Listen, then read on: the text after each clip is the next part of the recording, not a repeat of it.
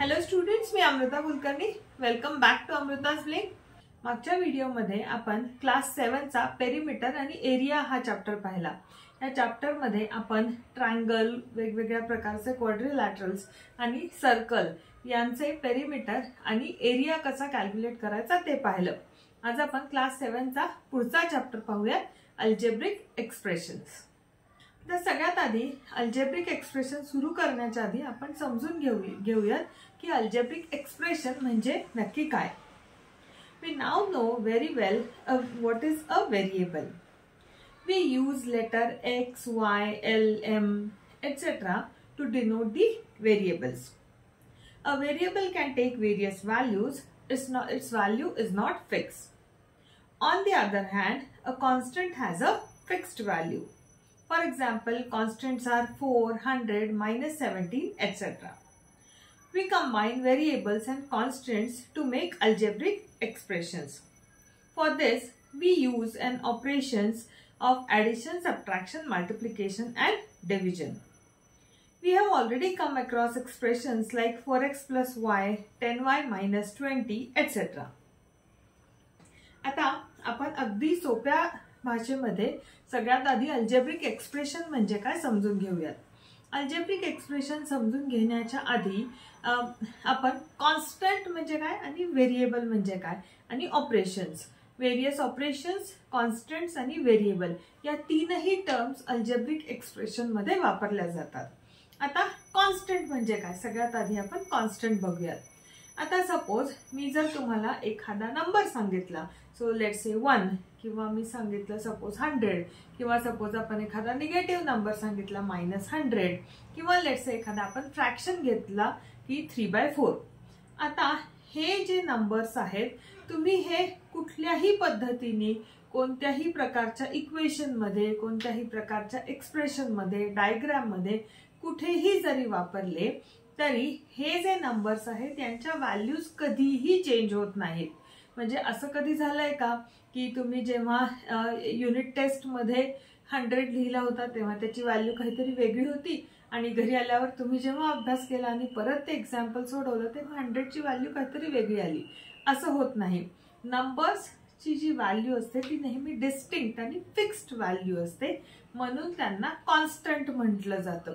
कोणत्याही सर्कमस्टान्सेस मध्ये नंबर्सची व्हॅल्यू कधीही बदलत नाही. That's why they are called as a constant.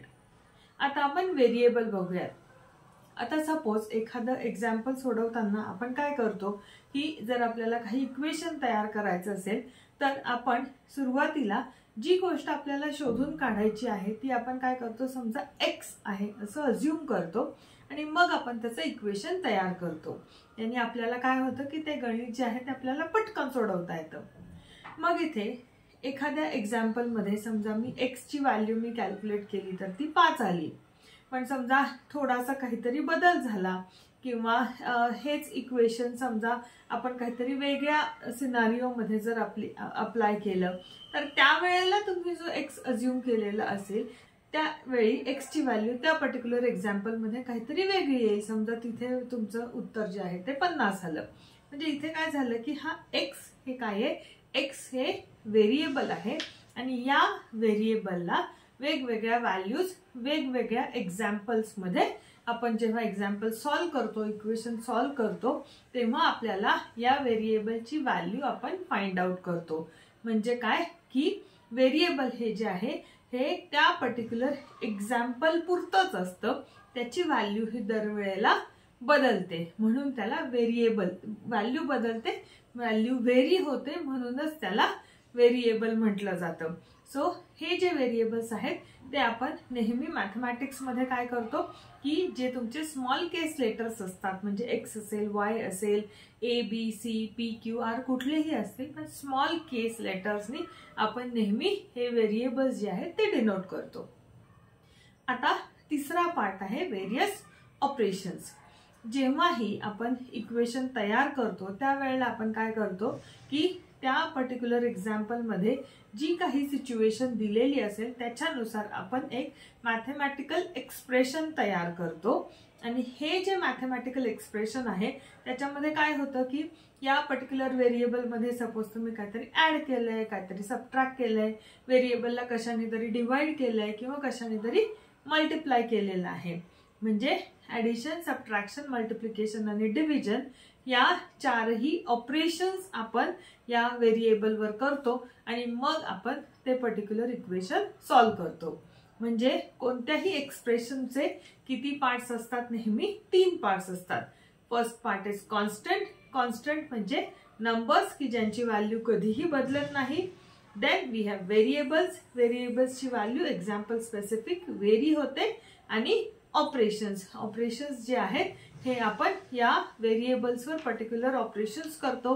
Add करतो, सबट्रॅक्ट करतो, मल्टिप्लाय करतो किंवा डिवाइड करतो आणि मग आपण स्पेसिफिक कन्क्लुजन म्हणजे स्पेसिफिक आन्सर फाइंड आउट करतो.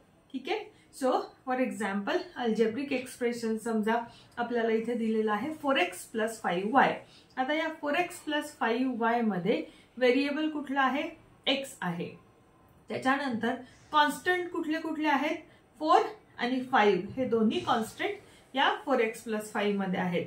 आणि इथे आपण ऑपरेटर कुठला यूज करतोय? म्हणजे ऑपरेशन कुठलं करतोय? ऍडिशनचं, कारण इथे प्लस साइन आहे. सो 4x + y म्हणजे समजा आपण काय केलं की आधी आपण व्हेरिएबल घेतलं. या व्हेरिएबलला आपण 4 टाइम्स म्हणजे या व्हेरिएबलला 4 ने मल्टिप्लाय केलं आणि मग त्या आन्सर मध्ये 5 ऍड केलं. सो 4x + 5 चा अर्थ आहे first of all you will take x, then you will multiply that x by 4 and then you will add 5 to the answer. किंवा नेक्स्ट एक्झाम्पल आपल्याकडे आहे 10y - 20. आता इथे आपण काय केलं? आधी आपण व्हेरिएबल घेतलं. इथे व्हेरिएबल कुठला आहे? इथे व्हेरिएबल आहे y. या y ला काय केलंय? 10 ने मल्टिप्लाय केलेलं आहे आणि मग त्याच्यानंतर इथे ऑपरेटर कुठला वापरलाय? सबट्रॅक्शन म्हणजे मायनस आपण करतोय. आणि किती सबट्रॅक्ट करतोय आपण? 20. सो y ला आपण आधी 10 ने मल्टिप्लाय करतोय आणि मग त्याच्यातून 20 सबट्रॅक्ट करतोय. म्हणजे आपलं जे एक्सप्रेशन आहे 10y - 20 हे आपल्याला इथे मिळतंय. लक्षात आलं? अल्जेब्रिक एक्सप्रेशन म्हणजे नक्की काय? आणखी काही एक्झाम्पल्स बघूयात. So in order to conclude the expression 4x + 5 is obtained from the variable x. First by multiplying x by the constant 4 and then adding 5 to the product. Similarly, 10y - 20 is obtained by first multiplying y by 10 and then subtracting 20 from the product. The above expressions were obtained by combining variables with the constants. We can also obtain expressions by combining variables with themselves or with other variables. आता आधीच्या 4x + 5 किंवा 10y - 20 याच्यामध्ये काय होतं? फक्त एकच variable आपण वापरलेलं होतं. पण अल्जेब्रिक एक्सप्रेशनचे खूप प्रकार आहेत. कधी कधी असं होऊ शकतं की तुम्ही मल्टिपल व्हेरिएबल्स वापरलेले आहेत किंवा एकच व्हेरिएबल परत परत वापरलेला आहे. सो फॉर एक्झाम्पल आता एक एक्सप्रेशन आपण बघूया x². सो x² मध्ये काय आहे? x लाच x न मल्टिप्लाय केलंय. म्हणजे आपण इथे काय करतोय? व्हेरिएबल एकच वापरतोय पण x लाच x न मल्टिप्लाय करतोय म्हणजे त्याची पॉवर आहे 2. किंवा आणखी एखादा एक्झाम्पल बघूया 2y². आता इथे व्हेरिएबल काय आहे? y. सो आधी आपण काय केलं? y ला y न मल्टिप्लाय केलं. मग आपल्याला मिळेल y² आणि या y² ला परत 2 न मल्टिप्लाय केलं म्हणजे आपल्याला मिळेल 2y². सो 2y ला जर आपल्याला सेपरेट करायचं असेल तर आपल्याला काय करावं लागेल? 2 × y × y. किंवा आता थोडंसं कॉम्प्लेक्स बघूया 3x² - 5. आता 3x² - 5 मध्ये सगळ्यात आधी आपल्याला काय पाहिजे? व्हेरिएबलचा पार्ट बघायचा. x² म्हणजे आपण काय केलं? आधी व्हेरिएबल घेतलं x. मग काय केलं? या x चा स्क्वेअर केला. So x × x. मग 3x² म्हणजे या x² ला 3 न मल्टिप्लाय केलं आणि मग 3x² मधून आपण काय केलंय? 5 सबट्रॅक्ट केलंय. हा जो सिक्वेन्स आहे हा सिक्वेन्स नेहमी या व्हेरिएबलच्या टर्म पासून मग आपण इतर टर्म्स कडे जातो. So sequence is very important. So 3x² - 5 आपल्याला सेपरेट कसं करता येईल?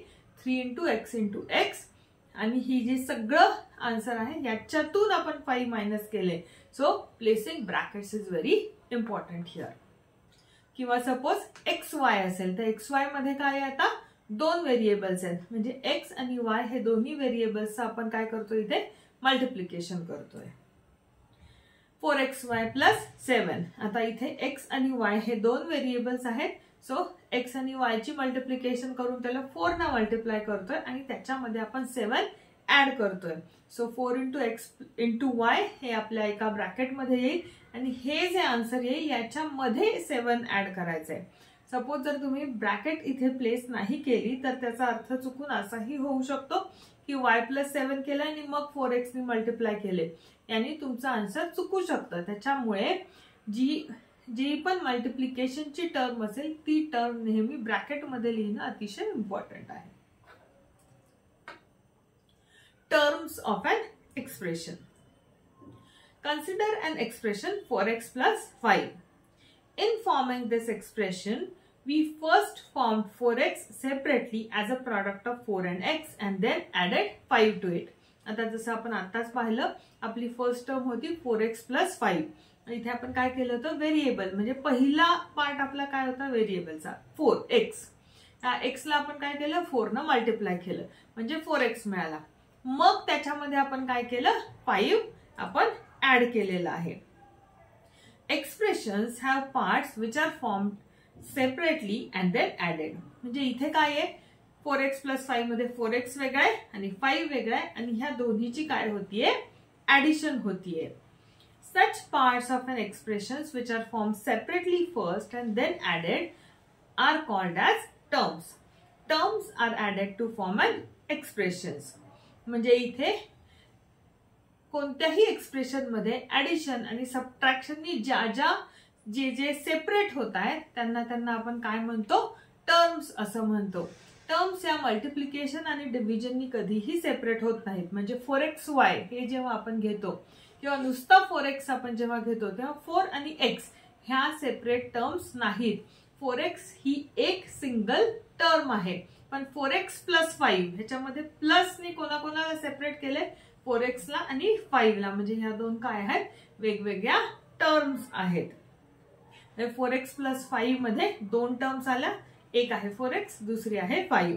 किंवा आणखी एखादं एक्झाम्पल घेऊयात 4x स्क्वेअर मायनस 3xy. आता इथे ऑपरेटर कुठला आहे सबट्रॅक्शन, मायनस हा ऑपरेटर आहे. मग मायनस ऑपरेटरची पहिली टर्म कुठली आहे 4x स्क्वेअर. म्हणजे ही झाली 4x स्क्वेअर ही झाली तुमची पहिली टर्म आणि 4x स्क्वेअर मधून आपण 3xy मायनस करतोय. सो 3xy ही झाली आपली दुसरी टर्म. सो अगदी सोपं आहे लक्षात ठेवायला. अल्जेब्रिक एक्सप्रेशन मध्ये ज्या ऍडिशन किंवा सबट्रॅक्शन ऑपरेटरनी ज्या सेपरेट केल्या जातात त्यांना आपण काय म्हणतो टर्म्स असं म्हणतो. आता फॅक्टर्स ऑफ द टर्म. आता हे जे 4x आहे या 4x मध्ये काय आहे एक कॉन्स्टंट आहे एक व्हेरिएबल आहे. मग हे 4 आणि x हे काय होतील हे या 4x या टर्मचे फॅक्टर्स होतील. म्हणजे बघा सिक्वेन्स कसा, सगळ्यात आधी अल्जेब्रिक एक्सप्रेशन, ऑपरेटरनी ज्या सेपरेट होतात त्या टर्म्स आणि ही प्रत्येक टर्म जी आहे ती मल्टिप्लिकेशननी जेव्हा सेपरेट त्याच्यातले सगळे कंपोनंट्स आपण सेपरेट करतो त्याला आपण म्हणतो फॅक्टर्स. सो आता आपण एक्झाम्पल बघूयात 4x स्क्वेअर मायनस 3y. आता 4x स्क्वेअर मायनस 3y इथे ऑपरेटर कुठला आहे सबट्रॅक्शन ऑपरेटर. मग कोणत्या दोन टर्म्स इथे सेपरेट होतील, एक आहे 4x स्क्वेअर आणि आता इथे सबट्रॅक्शन आहे म्हणून आपण मायनस साइन पण घेऊयात. So minus 3xy. जर ऍडिशन असेल तर साइन घेण्याची गरज नाही बिकॉज डिफॉल्ट जे आपण ऑपरेटर घेतो that is an addition operator. पण इथे मायनस आहे म्हणून आपण टर्म मध्ये घेतलंय मायनस 3xy. आता 4x स्क्वेअर. 4x स्क्वेअर हे कशाचं मल्टिप्लिकेशननी तयार होत आहे 4 इंटू एक्स इंटू एक्स.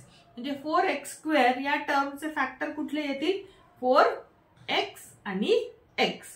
तसंच मायनस 3xy कशाच्या मल्टिप्लिकेशननी तयार झाला मायनस 3x आणि y.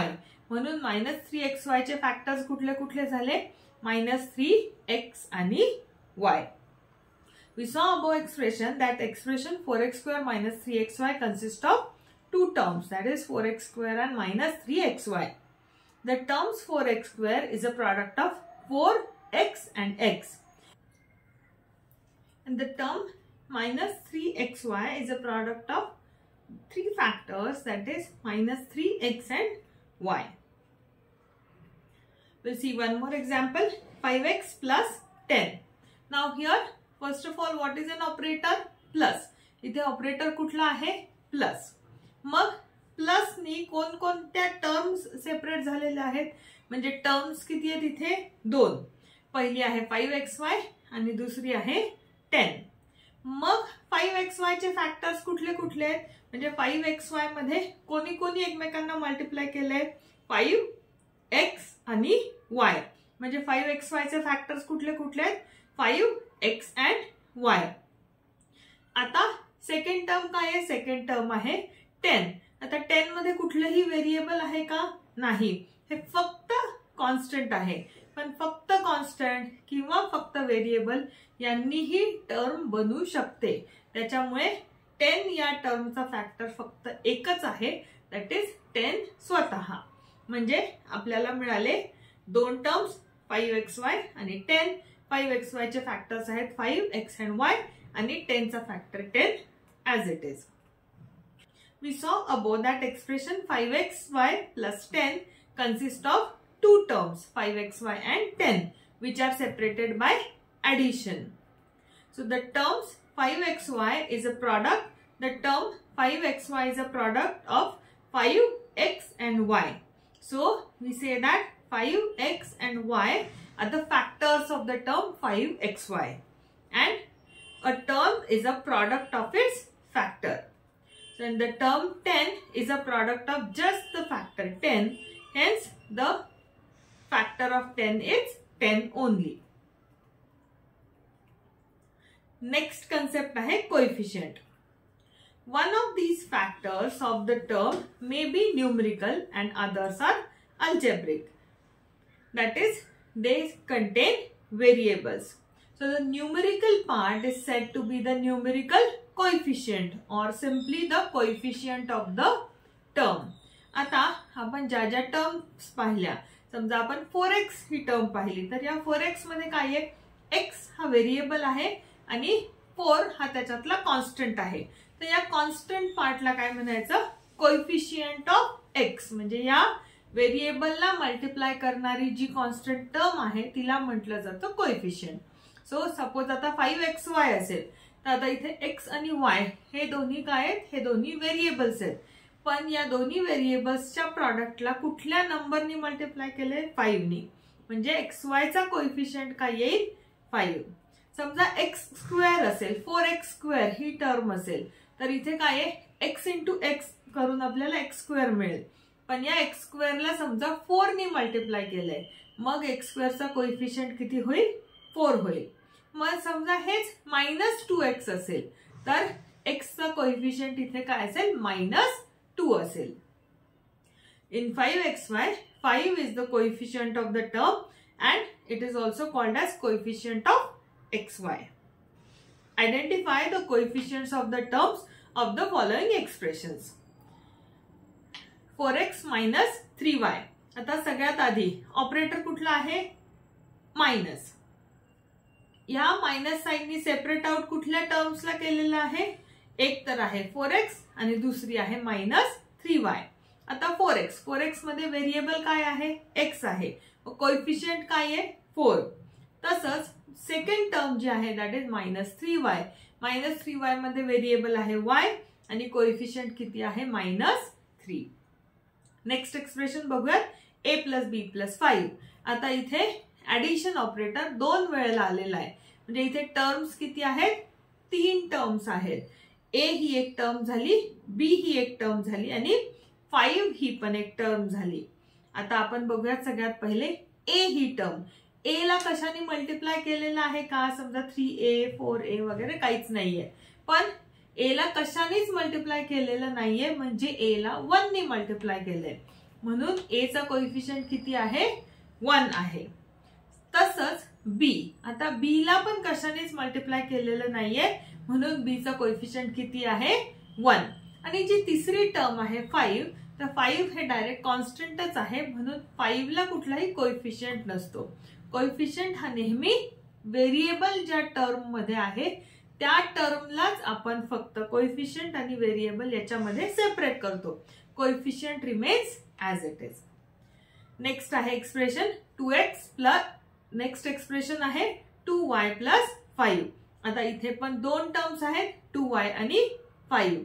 2y व्हेरिएबल कुठल्या टर्म मध्ये आहे 2y, म्हणजे इथे व्हेरिएबल आहे y आणि या y चा कोएफिशियंट आहे 2.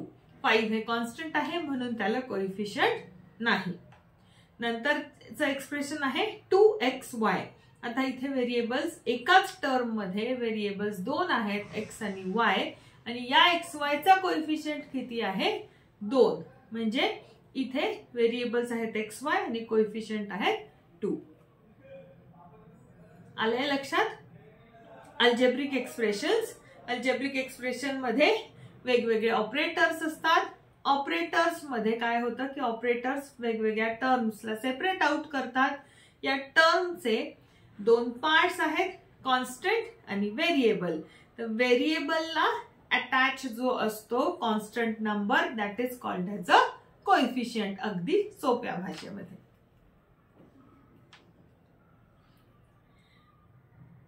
Identify in the following expression terms which are not constants. Give their numerical coefficients. आता आपल्याला कॉन्स्टंट नसलेल्या टर्म्स शोधून काढायच्या आहेत. सगळ्यात पहिलं एक्सप्रेशन बघूयात xy प्लस 4. आता इथे ऑपरेटर आहे प्लस, म्हणजे एकच ऑपरेटर आहे म्हणजे आपल्याकडे दोन टर्म्स आहेत xy आणि 4. xy मध्ये x आणि y हे दोन्ही काय आहेत व्हेरिएबल्स आहेत आणि यांना इथे कुठलाच कोएफिशियंट दिलेला नाहीये म्हणजे कोएफिशियंट किती आहे xy चा 1. त्याच्यानंतर 4 आहे कॉन्स्टंट म्हणजे 4 ला आपल्याला कुठलाही कोएफिशियंट नाही. आणि आपल्याला क्वेश्चन मध्ये काय विचारलंय, identify the terms which are not constant, म्हणजे आपल्या आन्सर मध्ये 4 येणार नाही. नंतर आहे 13 मायनस y स्क्वेअर. आता 13 ही तर कॉन्स्टंट टर्म आहे, ऑपरेटर आहे सबट्रॅक्शन आणि एक्सप्रेशन आहे मायनस y स्क्वेअर. आता y square y into y हे झालं व्हेरिएबल आणि मग त्याचा कोएफिशियंट आता इथे मायनस साइन पण आहे म्हणून लक्षात घ्या की इथे कोएफिशियंट येईल -1, फक्त +1 इथे कोएफिशियंट येणार नाही. 13 minus y plus 5y square. आता इथे तीन टर्म्स आहेत. पहिली टर्म आहे 13 ही जी कॉन्स्टंट टर्म आहे. सेकंड टर्म आहे -y, त्याच्यामध्ये मग व्हेरिएबल येईल y आणि y चा कोएफिशियंट येईल -1. थर्ड टर्म आहे 5y स्क्वेअर.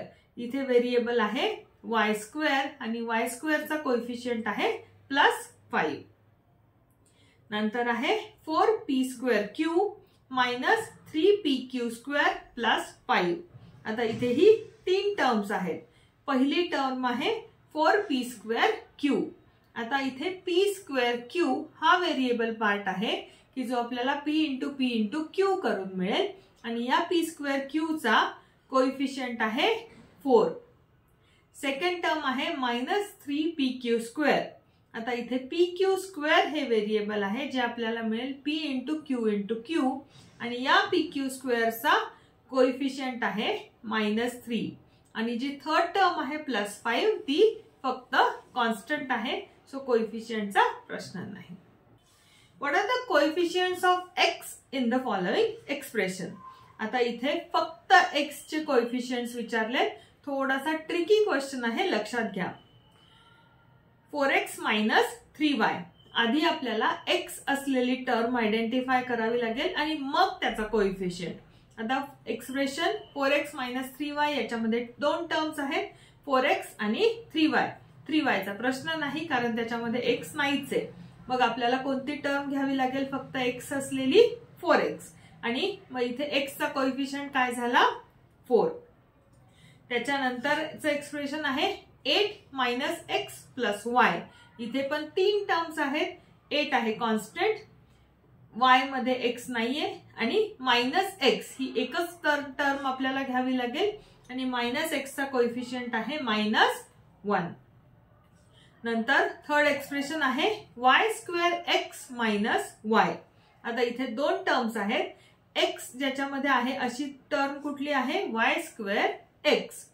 आता इथे थोडंसं ट्रिकी आहे की आपल्याला काय विचारलंय x चा कोएफिशियंट काय आहे. मग x चा कोएफिशियंट काय आहे याचा अर्थ x ला त्या पर्टिक्युलर टर्म मध्ये x ला कशाने मल्टिप्लाय केलंय. मग ते कॉन्स्टंट असू शकतं किंवा व्हेरिएबल असू शकतं. आता इथे x ला कॉन्स्टंट वेगळं आणि कोएफिशियंट वेगळं. 4x असेल तर त्याच्यामध्ये 4 हा कोएफिशियंट असतो पण तो कॉन्स्टंट कोएफिशियंट आहे. कोएफिशियंट म्हणजे काय की ज्यानं त्या x ला मल्टिप्लाय केलंय. पण या केसमध्ये x ला y² या व्हेरिएबल असलेल्या टर्मनं मल्टिप्लाय केलेलं आहे. म्हणून स्टील y²x मध्ये x ला कशानं मल्टिप्लाय केलंय ते कुठले कुठले फॅक्टर्स आहेत y². म्हणजे x चा कोएफिशियंट काय येईल इथे y². So coefficient has nothing to do with the constant or it's the variable. Coefficient मध्ये फक्त आपण हे घेतो की त्या पर्टिक्युलर व्हेरिएबलला जे आपल्याला क्वेश्चन मध्ये विचारलंय त्याला कशानं कोणत्या फॅक्टरनं मल्टिप्लाय केलंय ते फक्त आपण इथे काढतो. सो y²x मध्ये x चा कोएफिशियंट आहे y². समजा उलट मी विचारलं असतं की y²x मध्ये y² चा कोएफिशियंट काय आहे तर तो असला असता x. 2z - 5xz. इथेही दोन टर्म्स आहेत. फर्स्ट टर्म आहे 2z ह्याच्यामध्ये x नाहीच आहे. सेकंड टर्म आहे -5xz. आता इथे x ला कशानं मल्टिप्लाय केलंय -5z न मल्टिप्लाय केलंय. फक्त -5 नी नाही, फक्त -5 हा त्याचा कॉन्स्टंट पार्ट झाला. पण आपल्याला पूर्ण कोएफिशियंट विचारला आहे. x ला कशानं मल्टिप्लाय केलंय तर -5z न मल्टिप्लाय केलंय. म्हणून x चा कोएफिशियंट आहे -5z. आलंय लक्षात. What are the coefficients of y in the following expression? मगासारखंच एक्झाम्पल आहे फक्त इथे आपल्याला y चे कोएफिशियंट्स फाइंड आउट करायचे. 4x - 3y. इथेही दोन टर्म्स आहेत. y असलेली टर्म आहे -3y. मग y चा कोएफिशियंट आहे -3. नंतर आहे 8 + yz. इथेही दोन टर्म्स आहेत. y असलेली टर्म आहे +yz म्हणजे y चा कोएफिशियंट आहे +z म्हणजे नुसता z. थर्ड एक्सप्रेशन आहे yz² + 5.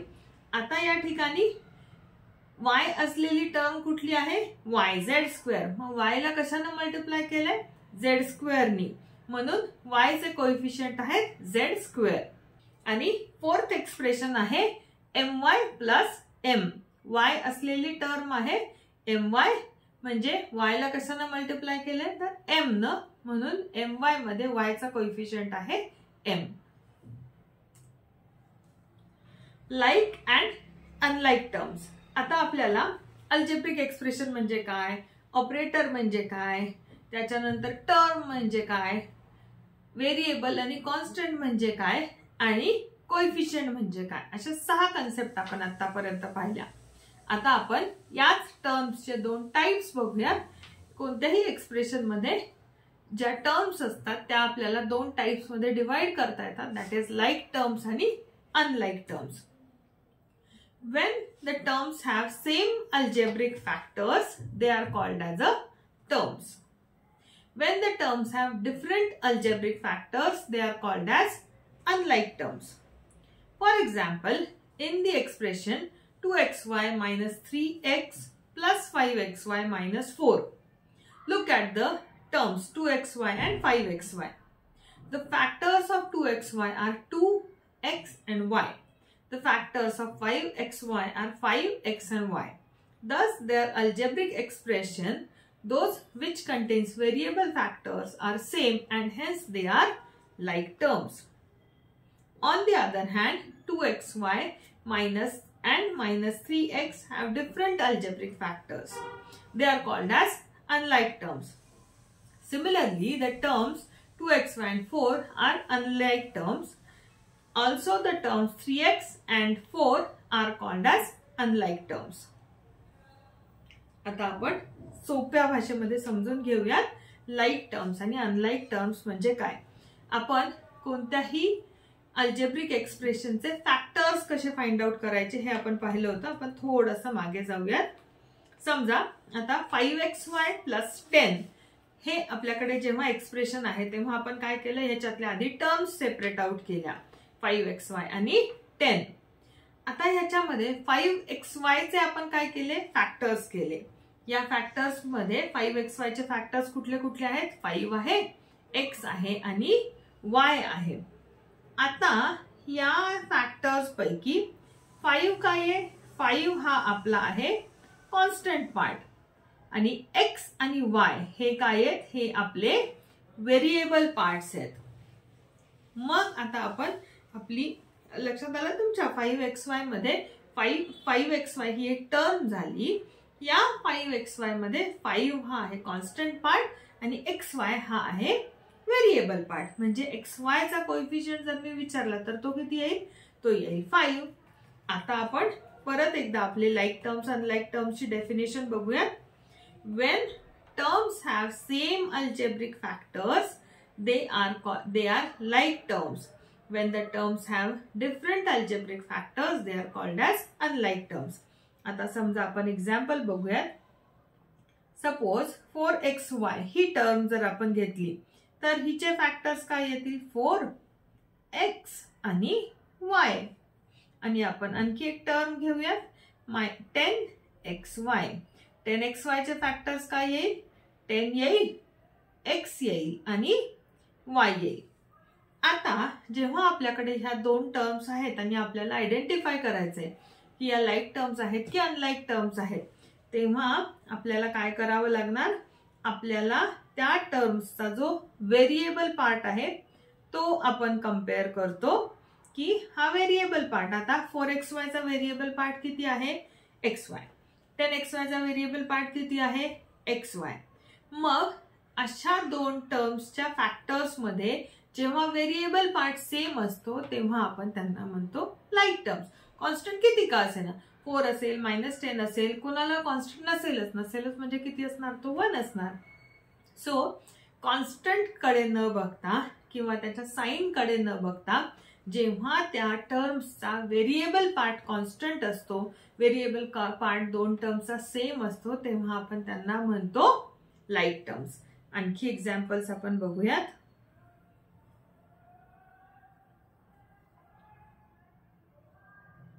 आता समजा आपण अगदी सोपं फक्त 10x ही टर्म घेऊयात. याच्यामध्ये फॅक्टर्स काय येतील, 10 आणि x.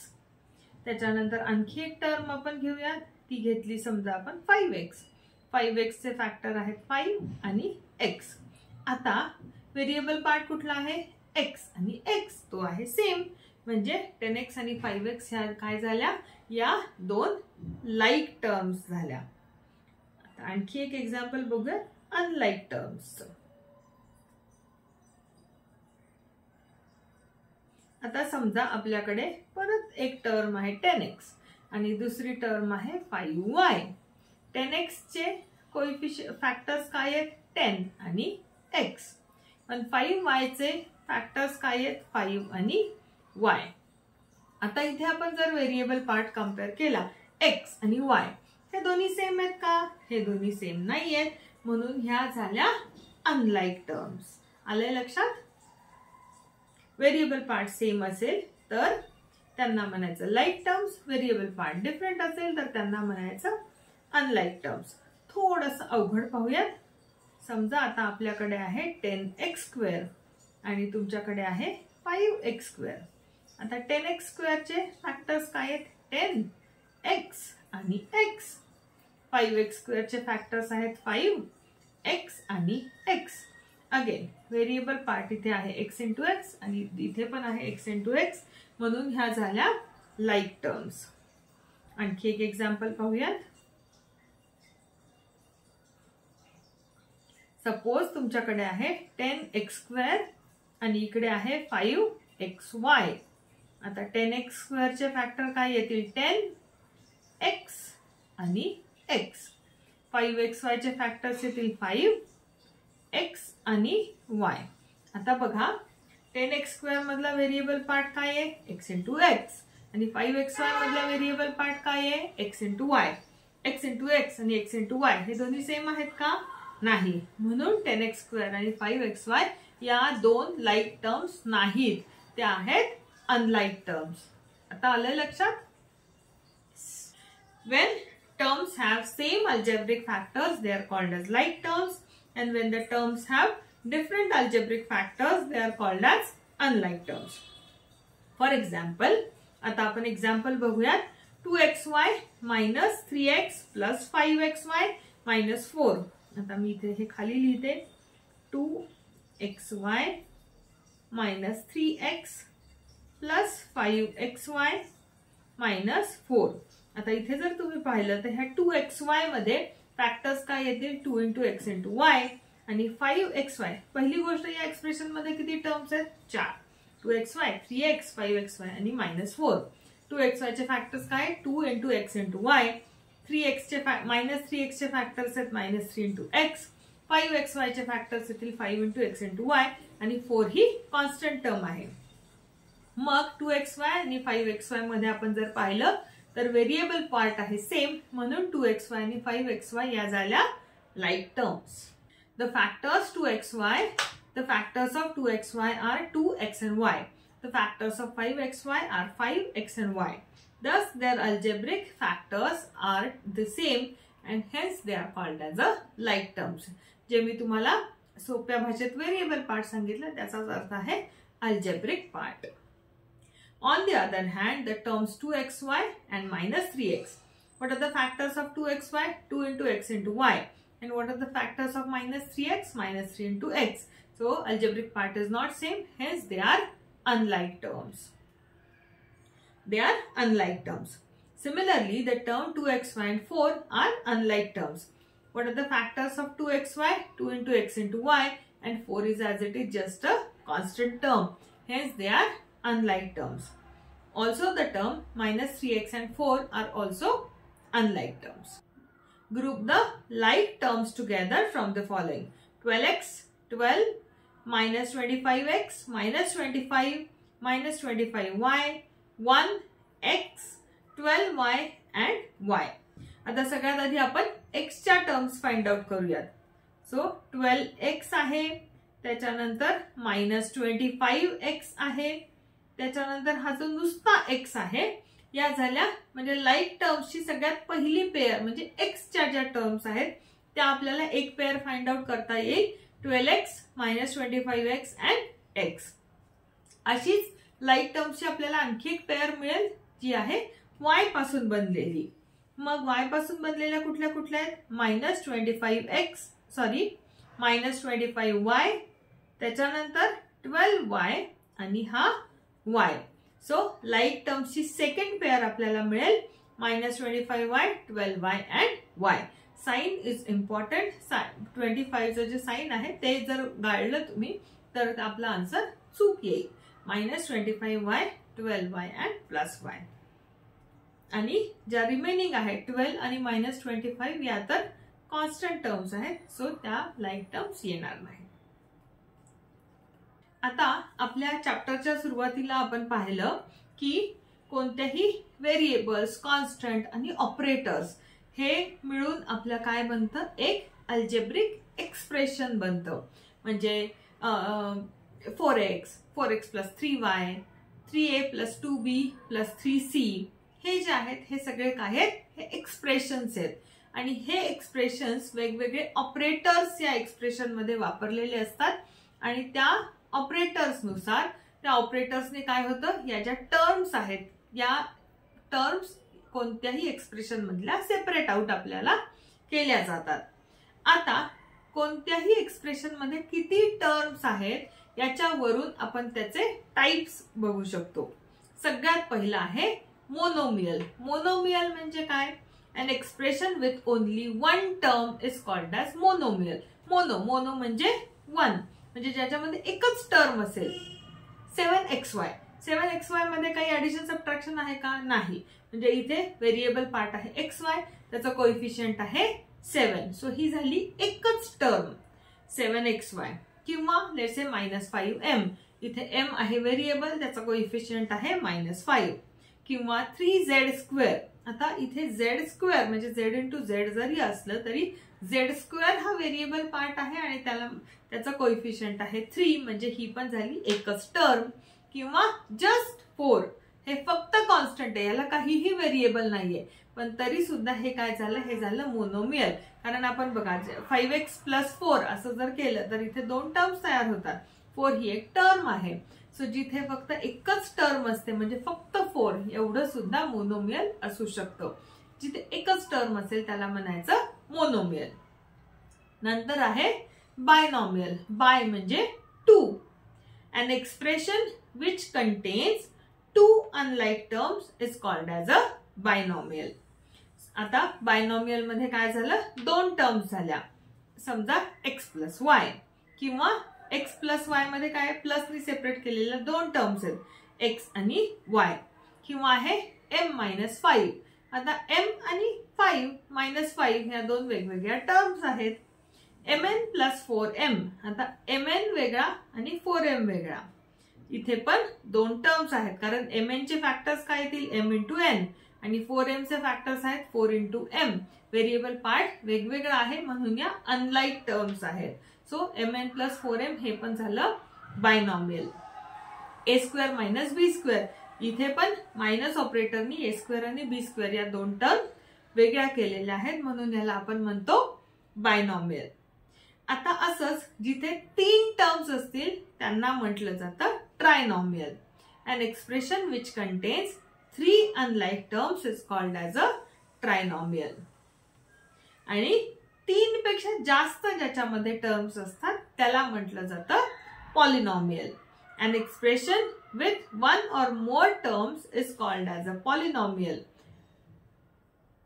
आता हे जे सगळे टाइप्स आहेत म्हणजे ज्याच्यामध्ये हे सगळे कशाचे टाइप्स आहेत, पॉलिनॉमियलचे टाइप्स आहेत. So expression with 1 or more terms is called as a polynomial. म्हणजे या पॉलिनॉमियलचेच वेगवेगळे प्रकार आहेत, मोनोमियल, बायनॉमियल, ट्रायनॉमियल. आणि ह्याच्यापेक्षा जास्त असतील तर आपण त्याला फक्त पॉलिनॉमियल म्हणतो की ज्याच्यामध्ये मल्टिपल टर्म्स आहेत. पण ऍक्च्युली मोनोमियल हा सुद्धा पॉलिनॉमियलचाच प्रकार आहे. State with reason which of the following pairs of terms are like terms and which are unlike terms. First, 7x + 12y. आता 7x + 12y या दोन्ही मध्ये काय, 7x मध्ये व्हेरिएबल अल्जेब्रिक पार्ट आहे x आणि 12y मध्ये अल्जेब्रिक पार्ट आहे y. म्हणून अल्जेब्रिक फॅक्टर्स डिफरंट आहेत म्हणून त्या आहेत अनलाइक टर्म्स. 15x - 21x. आता 15x मध्ये अल्जेब्रिक पार्ट आहे x आणि 21x मध्ये पण अल्जेब्रिक पार्ट आहे x, म्हणून त्यांचे अल्जेब्रिक फॅक्टर्स जे आहेत, अल्जेब्रिक फॅक्टर्स सेम असल्यामुळे त्या आहेत लाईक टर्म्स. नंतर आहे -4ab आणि 7ba. आता इथे थोडंसं लक्ष द्या. -4ab मध्ये अल्जेब्रिक पार्ट काय आहे, a × b, आणि 7ba मध्ये अल्जेब्रिक पार्ट काय आहे, b × a. पण आपल्याला माहिती आहे की मल्टिप्लिकेशन मध्ये ab काय आणि ba काय हे दोन्ही सेमच असतात. मल्टिप्लिकेशन मध्ये सिक्वेन्स आपण कुठलाही घेतला, a × b केलं किंवा b × a केलं तरी आपला आन्सर सेमच येतं. त्याच्यामुळे दिसताना तुम्हाला जरी ab आणि ba हे वेगवेगळे दिसत असले तरी त्यांचा रिझल्ट एकच आहे. म्हणून या ज्या टर्म्स आहेत -4ab आणि 7ba यांचा अल्जेब्रिक पार्ट सेम आहे म्हणून त्या लाईक टर्म्स आहेत. काही मध्ये काय होतं की आपण पटकन ab आणि ba ला वेगळं वेगळं धरतो आणि त्याला अनलाईक लिहून टाकतो, पण ते चुकीचं आहे. ab आणि ba हे सेम असल्यामुळे -4ab आणि 7ba ह्या लाईक टर्म्स आहेत. 3xy आणि 3x. 3xy मध्ये अल्जेब्रिक पार्ट आहे x × y आणि 3x मध्ये अल्जेब्रिक पार्ट आहे फक्त x, म्हणून त्या अनलाइक टर्म्स आहेत. 6xy² and 9x²y. 6xy² मध्ये अल्जेब्रिक फॅक्टर्स आहेत x × y आणि 9x² y मध्ये अल्जेब्रिक फॅक्टर्स आहेत x into x into y, हे वेगवेगळे आहेत म्हणून ते आहेत अनलाइक टर्म्स. pq² आणि -4pq².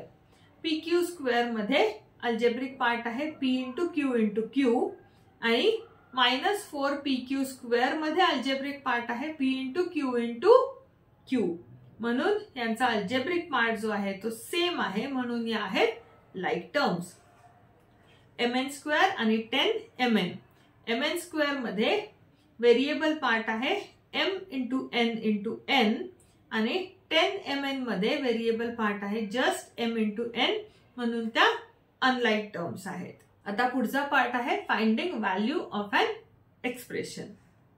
Find the value of the expression for x is equal to 2 x plus 4. आता आपल्याला एक्सप्रेशन दिलेलं आहे x प्लस 4. अल्जेब्रिक एक्सप्रेशन काय आहे? गिवन अल्जेब्रिक एक्सप्रेशन आपल्याला या क्वेश्चन मध्ये जे दिलेलं आहे ते आहे x प्लस 4 आणि आपल्याला या एक्सप्रेशनची व्हॅल्यू फाइंड आउट करायची आहे x इज इक्वल टू 2 साठी. आता आपल्याला माहिती आहे x प्लस 4 मध्ये किती टर्म्स आहेत? 2 टर्म्स आहेत. एक आहे x आणि एक आहे 4. मग ह्याच्यामध्ये व्हेरिएबल पार्ट कोणता आहे? तो आहे x चा. आणि या x ची आपण जेव्हा दिलेली कॉन्स्टंट व्हॅल्यू या x च्या जागी आपण जेव्हा ठेवू तेव्हा आपल्याला या एक्सप्रेशनची व्हॅल्यू मिळेल. मग x putting x is equal to 2, x is equal to 4 मध्ये काय करायचं आपला? आता आपल्याला या x च्या जागी ही व्हॅल्यू घालायची. सो x जिथे जिथे आहे तिथे तिथे आपल्याला फक्त 2 लिहायचा आहे. बाकी ऑपरेटर्स आणि constant terms as it is. So x plus 4 is equal to 2 plus 4 is equal to 6. म्हणजे या पर्टिक्युलर एक्झाम्पल मध्ये x प्लस 4 या एक्सप्रेशनची व्हॅल्यू किती येईल? 6 येईल. Find the value of the following expression for x is equal to 2 4x minus 3. आता इथे आपण काय करणार? मगाशी जसं पाहिलं तसंच x च्या जागी आपल्याला 2 हे कॉन्स्टंट पुट करायचंय आणि कॅल्क्युलेशन करायचंय. So 4x minus 3. आता इथे पण 2 टर्म्स आहेत. x ला 4 न मल्टिप्लाय केले आणि त्याच्यातून आपण 3 सबट्रॅक्ट केलेला आहे. एक्सप्रेशन्सची व्हॅल्यू कॅल्क्युलेट करताना बॉडमास रूल फॉलो करणं अत्यंत महत्वाचं आहे. बॉडमास रूल जर आपण फॉलो केला नाही तर आपलं आन्सर जे आहे ते चुकीचं येईल. सो 4x minus 3 म्हणजे 4 इंटू 2 minus 3. आता या एक्सप्रेशन मध्ये तुम्हाला माहिती आहे आधी आपल्याला काय करावं लागेल? आधी आपल्याला मल्टिप्लिकेशन करावं लागेल. So 4 into 2 is equal to 8 आणि मग 8 minus 3 is equal to 5. म्हणजे for x is equal to 2, value of 4x minus 3 is equal to 5. Find the value of the following expression for x is equal to 2, 19 minus 5x square. Putting x is equal to 2, 19 minus 5x square. So 19 minus 5 into 2 square. इथे पण BODMAS rule follow करून आधी आपल्याला या 2 square ची value काढावी लागेल. So 19 minus 2 square is 4. 5 into 4 is 20. So 19 minus 20. हे असं नाही करायचं की 19 मायनस 5 करून घेतलं मग आपल्याला जे आन्सर मिळेल त्याला इंटू 2 स्क्वेअर आहे असं नाही येते. मायनस 5x स्क्वेअर ही एक टर्म आहे. सो त्या टर्मची व्हॅल्यू आपण काढून घेतली आहे. So minus 5x square. मग 2 स्क्वेअर इज 4. 4 into 5 is 20. म्हणून 19 minus 20 is equal to minus 1. Find the value of the expression for x is equal to 2, 100 minus 10x cube. Putting x is equal to 2, 100 minus 10x cube is equal to 100 minus 10 into 2 cube. First of all, find out the value of 2 cube. 2 cube is 2 into 2 into 2, which is equal to 8. So 100 minus 10 into 8.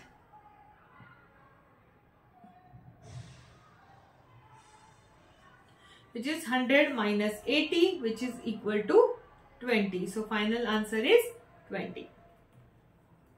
Find the value of the expression for n is equal to minus 2. आता इथे negative value आहे. So carefully आपल्याला n च्या जागी -2 ची value टाकायची आहे. 5n minus 2. So putting n is equal to -2, 5n minus 2 which is equal to now 5 into -2 brackets मध्ये व्यवस्थित लिहा म्हणजे मल्टिप्लिकेशन मध्ये तुमचा साइन चुकणार नाही. 5 into -2 आणि -2 as it is. So 5 into -2 is -10.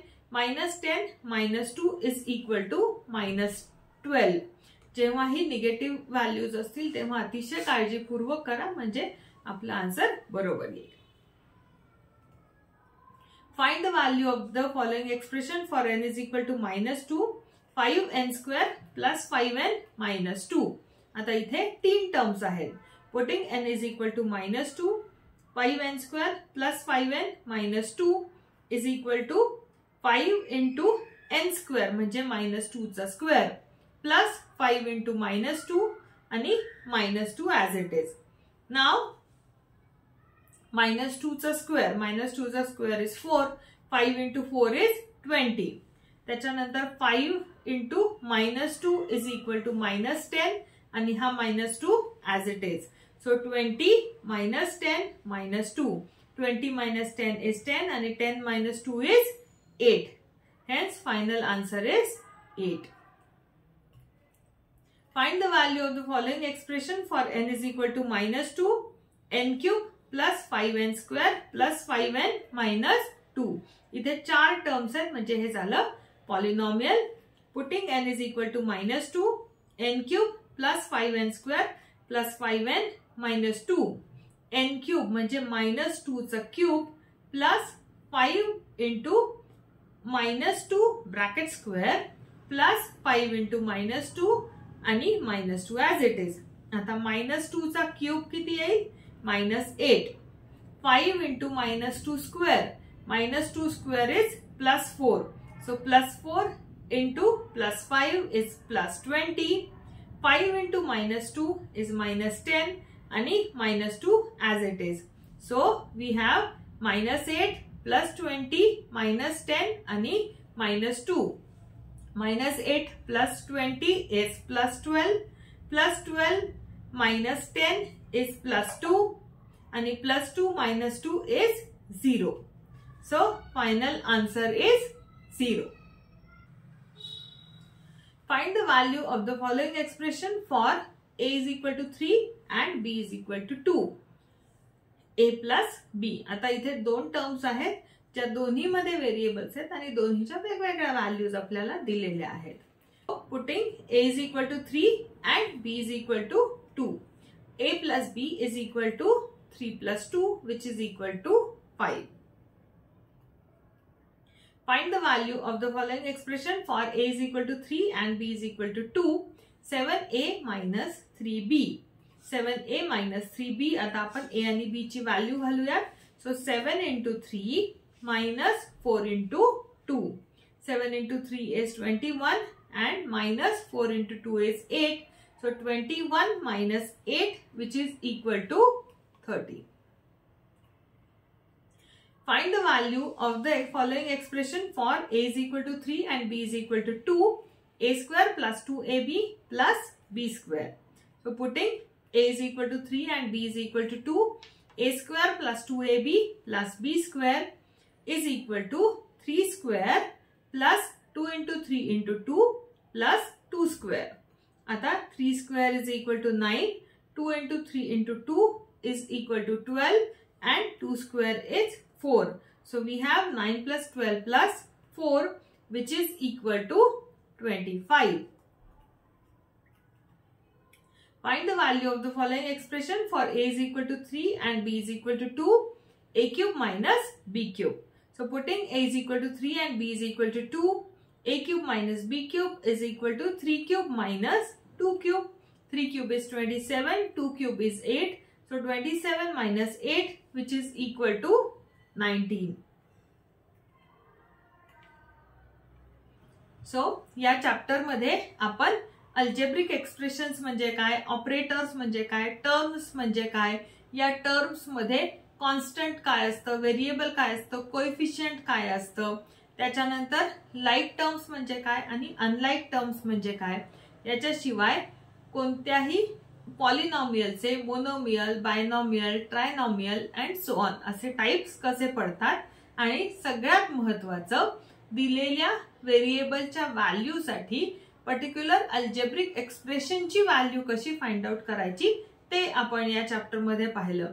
या चॅप्टर मधल्या कोणत्याही कन्सेप्ट मध्ये तुम्हाला काहीही डाऊट असेल तर मला कमेंट बॉक्स मध्ये कळवा।